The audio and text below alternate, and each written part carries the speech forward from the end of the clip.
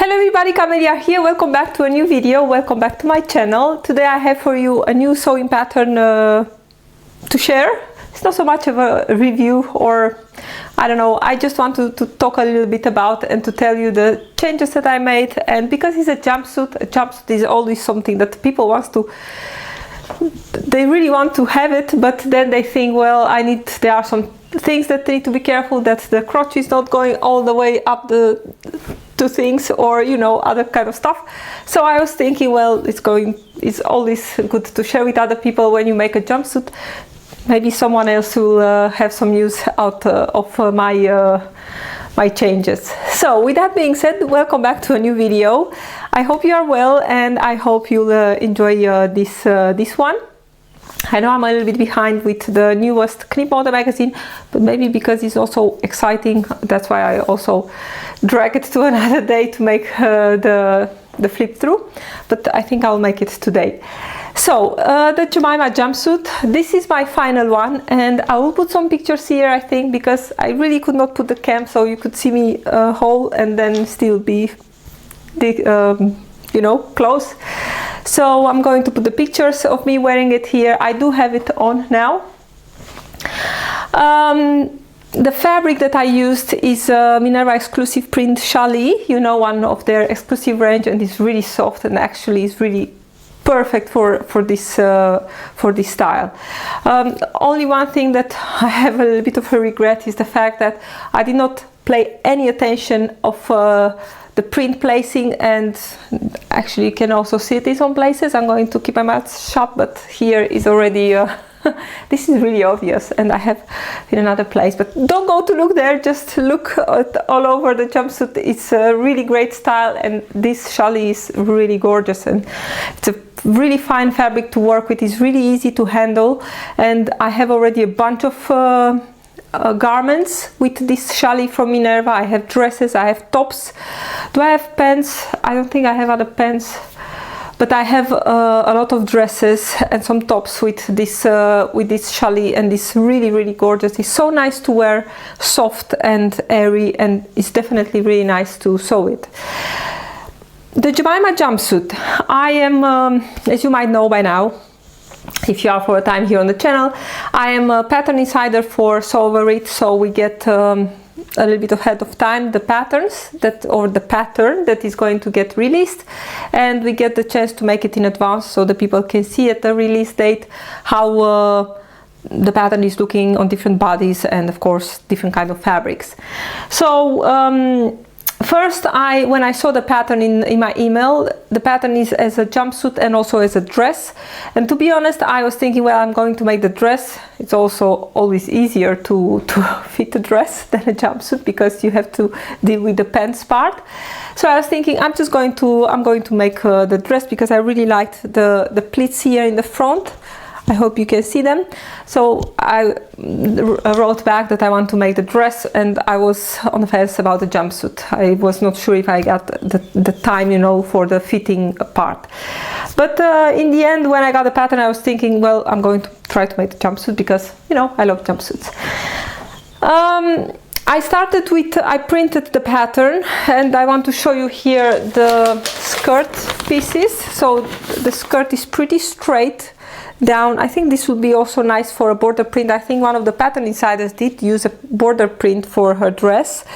It's pretty straight down. You have on the front, you have the pleats, and the back is just plain. You get also the elastic casing also in the front, in the back, sorry. As on the jumpsuit, you get it also on the dress, and the pleats are only in the front, also for the dress option. So for the sizing of the jumpsuit, I started with my usual size 12 for the upper part, and blending, so for the upper part here the shoulders, and then 10 for the 12 for the 12 for the shoulders, 12 for the bust, and from the bust down I blended to a 10 all the way down. Now I was thinking, well, you know what, so all the way down to the hem on the outside seam I took 10, and then I was thinking, because I did see in the product images that the style is pretty oversized or with a lot of ease. So it is not a big difference between 10 and 12, so I went with a 10. And for the inseam, I went from down the leg, from the hem up to, from a 10, I went up to a 12, because I was thinking, no, I can always take that in if it's necessary, if it's too tight. I don't know why I thought that, because the style is pretty oversized, so with a lot of ease. But anyway, in my head, I started with a 12 here for the upper part of the inseam. With all those things prepared, then I also added 1 centimeter extra to the waist seam, to be sure that I will have enough in case that I needed to drop a little bit of crotch or something like that. You know, those are good things to do.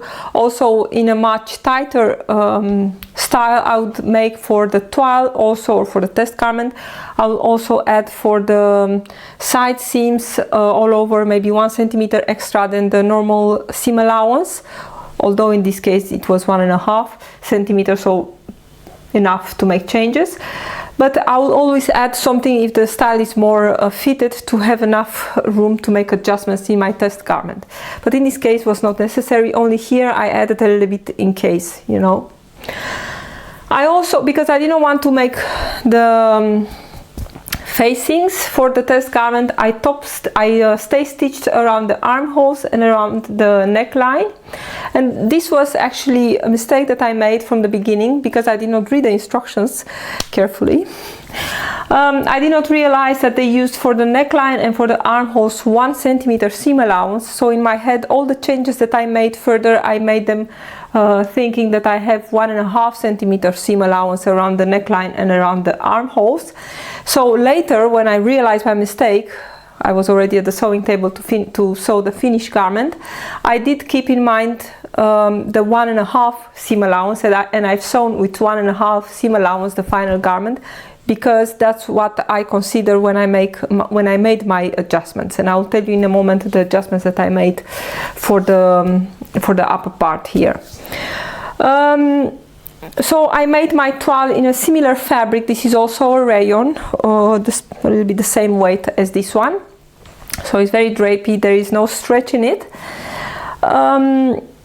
I also did not put the elastic in the back, because in this jumpsuit you have the elastic only in the back, an elastic casing, and then that is formed with the waist seam allowance, and in the front you have nothing, because of course you want to see the pleats, that you cannot see them here, but you know they are there. So I only used a piece of elastic to tie it in my waist, at my waist, and based on that made the changes. Also, something important that I did, I'm going to turn this girl, hoping that she's not going to fall. Oops, you see, I said already. Something important is to, I'm just going to turn her back, is to if you make this and you want to do as I did without putting the channel in the back, you need to be careful when you put this elastic around your waist, that you pull this, that the side seams are sitting in your side and not coming all the way here, because having the elastic just around the waist and not sewn in, you'll tend to have it, you know, not on the good place. So put it like this, that the waist is sitting in the waist, or the waist. The side seams are on your side, and then all the rest of the fabric will be in the back, as it will be in the final product. So with this toile on, with this test garment on, I decided to make a few changes, and I'm going to start from the shoulders down, and I'm going to tell you what I did. Based on this, the changes that I made, so I put it on. And first I noticed that the neckline as it was here, I really liked the depth of it. It was not too low. It was, you need to keep in mind that this garment needs to go over your hips, as you are stepping. It's a pull-on garment, so there are no zippers or other kind of closures. So with that in mind, you cannot go too high, because otherwise you'll not be able to get in. You'll have to add a zipper or something like that. But I really like the neckline as it was here, and I was thinking, well, this is a seam allowance, 1.5 centimeters, so I'm just going to add 1.5 centimeters extra, and this is going to be my finished neckline. Well, later when I realized that actually the seam allowance of the pattern was only 1 centimeter, I did sew it with 1.5 centimeter seam allowance. So in the end I added, this is the center front raised only by 1 centimeter, in, you know, if you are to compare it with the final pattern. So I raised it 1 centimeter. I'm going to call it the same, because as I said, I really liked it, and I did that all the way to the shoulder. Later I realized, when I was at the cutting table to cut my pieces, I had already cut the back, and I was cutting and I was thinking, well, something is not wrong, is not right here. And I realized that because I went with my change all the way up here to the shoulder, I did not do the same change to the back. So I used the pieces that were cut for the back, I used them for the pockets, and adjusted the pattern to add at the back shoulder also 1.5 centimeter, blending to nothing at the back. So I'm just going to turn the girl, hope she's not falling. Stay. That's better. So at the back I had to add also 1.5 centimeter and blend it back here into the neckline at the back. Something that I forgot, and this is something that is kind of bothering me sometimes. I need to be careful what kind of bra I'm wearing, because I used the bigger seam allowance to account for the change that I made. I used also, but this one is I let as the original was. So using here 1.5 centimeter seam allowance instead of the 1 brought my center back 0.5 centimeter lower than it was intended in the original pattern. To be honest, if I have a bra with a really wide band in the back, sometimes it's sticking out, but you know, I'll have to live with it. There's nothing to change there. So this was for the neckline. The same, and I'm going to turn her again and keep her not to fall. I noticed that I really liked the height of the armhole as it was here in the unfinished edge. And again, in my head I was thinking that this is the 1.5 centimeter seam allowance, which is actually only 1 centimeter. So I added a little bit.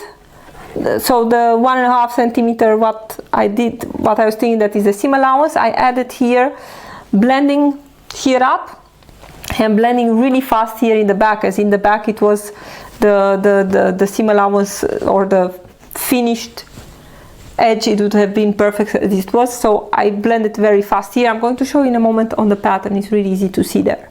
So raise the armhole by 1 centimeter and blending it to the front and really fast here to the back. I'm going to take the pieces to show them to you. Of course, I'm using always when I'm making changes, I try to use colored paper, because it's really giving me very fast. I have a really fast visual on the changes that I made. So here we have the front, and as you can see, I added quite a bit, 1.5 centimeter to the center front, thinking that that was the seam allowance, but actually in the end, so I added only at the finished garment only 1 centimeter, because I used a bigger seam allowance. I added all the way here up, and I'll talk a little bit in a moment about this. So I added here all the way up, and later I had to add also to the back piece, and then blending to nothing here. The armhole change, here is the front. As you can see, I raised it by 1.5 centimeter.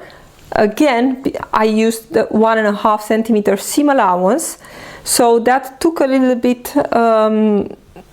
away from my change. So I only added in real only a 1 centimeter, and because most of the time I need to make a narrow shoulder adjustment, but in this case there is no sleeve, so using the bigger seam allowance I also took care a little bit of that problem by 0.5 centimeter. So that was a lucky one. Okay, and the same, as I said, I blended really fast in the back here, as you can see. So something like this.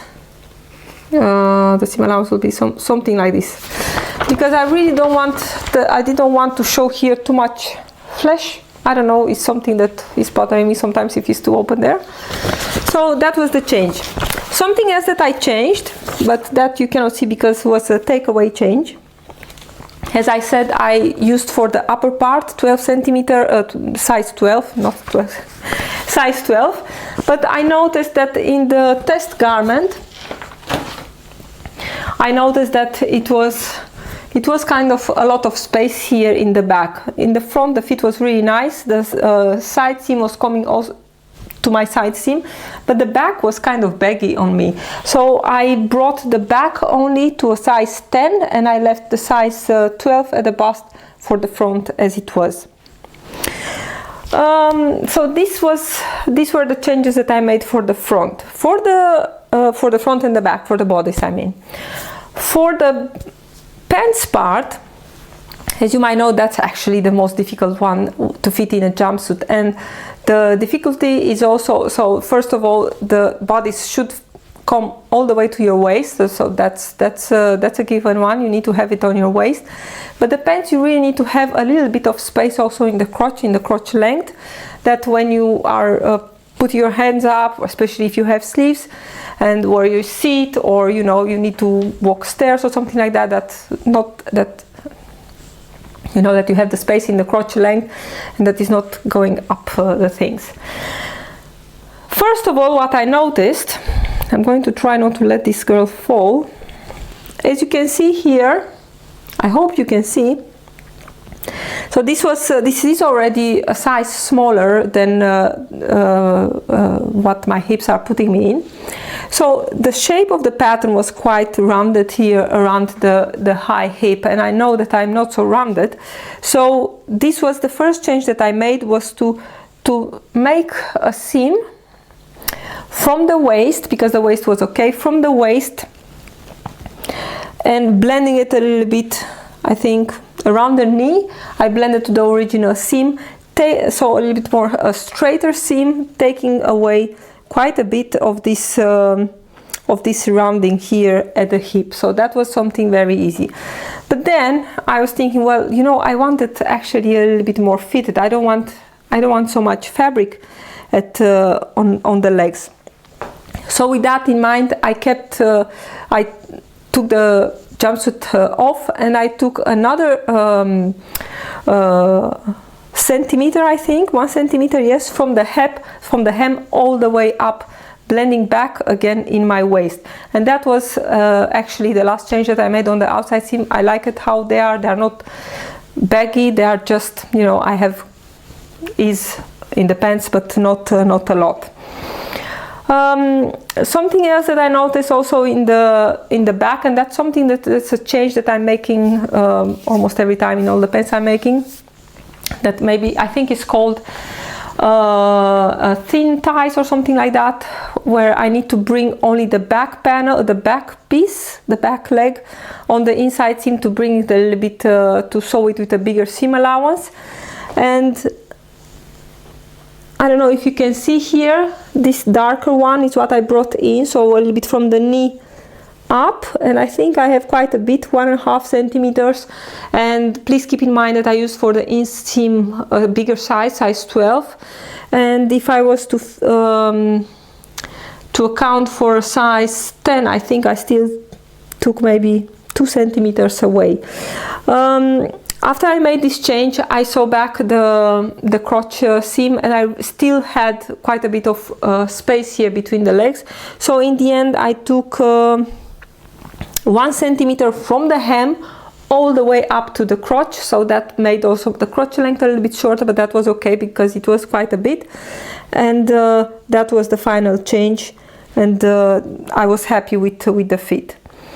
So the great thing about having a test garment is that you can make all these changes, you know. I mean, if I was to sew directly from the pattern in my final garment, I mean, depending on the fabric that you're using, in this one, if you are sewing and taking stitches away, and again sewing and taking stitches away, the fabric is not going to hold, especially in the black. It's not going to hold. You get all kind of holes and pulls and stuff like that, and you don't want that.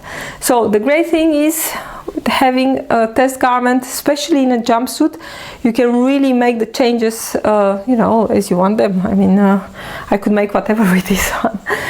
The great thing is now that I have this fitted, I can you know, I can make also the dress. I don't expect any changes to be made there, maybe make it a little bit shorter.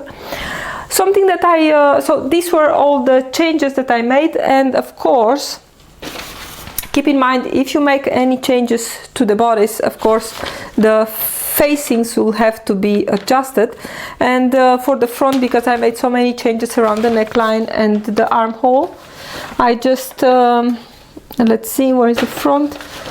I just placed some paper and I just copied the armhole and here a little bit at the front. And something that I would have done, it was better to do, but I did not do, to make the facing just a tiny bit smaller, you know, to allow for the turn of the cloth. That is going to pull the bodice a little bit to the inside and to have it nice, but I had to work it out a little bit with the iron. Because this fabric is really soft, I used for the facings, I used again the block fusing, so I fused a little bit bigger piece of fabric, big enough to fit all the facings, like this, and then I just cut the facings out. I think is the best way to use when you need to fuse small pieces of fabric from soft fabrics. You know that even if the fabrics are not soft, because if you are block fusing, it means that your fabric is not going to shrink if the interfacing is shrinking. So I think this is always the best idea. Another small, this is not a change, but this was more like a preference, adding pockets. The original doesn't have pockets, and to be honest, when I'm taking the pictures, I need to have something to put my hands in, otherwise all my pictures are going to be like this. So I was thinking I need to have pockets. So this is a pocket, to be honest, is from another pattern, from another company, but it was laying on the table, so I just used the pocket. And I was lazy, I did not put my test garment on to see exactly where I want to pocket, so the final ones, they are just a tiny bit too low. But you know, what can I do? I'm going to keep it like this. There's nothing to do. So if you want pockets, just use any pocket you have on hand. Put it on your body and decide where you want it. Keep in mind you have seam allowances and stuff like that. Make a mark on your pattern and then use your preferred method to sew side seam pockets. I like to use the method where I'm sewing one pocket to the front, and then I'm from one point to the other one, having seam allowances on the pocket. So from here to here I sew, then I'm cutting, I'm understitching, I'm cutting in a little bit, turn the pocket to the inside, and then I'm coming with the second pocket and sewing it on the first pocket bag, and then coming with the back, and here sewing only on the pocket piece when I'm on the side seam. I really like it more than sewing one pocket to the back and one to the front and then putting them together. I think they are laying much nicer like this. And that's it, I think. Oh, the only thing that I wanted to say, you know, I was saying that I added the 1 centimeter here at the shoulders also, although I like it like this, a little bit closer to the neck, otherwise it would have been much open, of course. So I like it as it is here, but I'll have to adjust the pattern. I did not do it yet. I think the best will be to make the seam a little bit slope here, so to take just a tiny bit more here, as I have the feeling that wants to flare out a little bit here at the neck. So taking in the seam just a tiny bit, maybe less than a half centimeter, will build a little bit of a slope here on the neck, so, or on the shoulder, you know, shoulder line. So that's something that I'll do for the next one. But this is a great style for the summer. It's really great, and maybe with a t-shirt underneath, if it's not really warm, for completely sleeveless, it will be really great. So the back, of course, you cannot see a lot. So this was my video about the Jemima jumpsuit. A lot of talking, I know. I hope you got some great, or at least good tips about fitting the Jemima. I know Sew Over It is going to have class on their Stitch School about fitting jumpsuits, any kind of jumpsuits. But you know, till then, maybe my video is going to help you. So thank you so much for watching. I hope you enjoyed my video. I will be soon back with some other stuff, with some other videos. Please leave comments under the video. Don't forget to give me thumbs up. That's really, really important to help the video build up a little bit in the, you know, in the YouTube list. And I hope to see you next time. Thank you so much for watching. Bye everybody.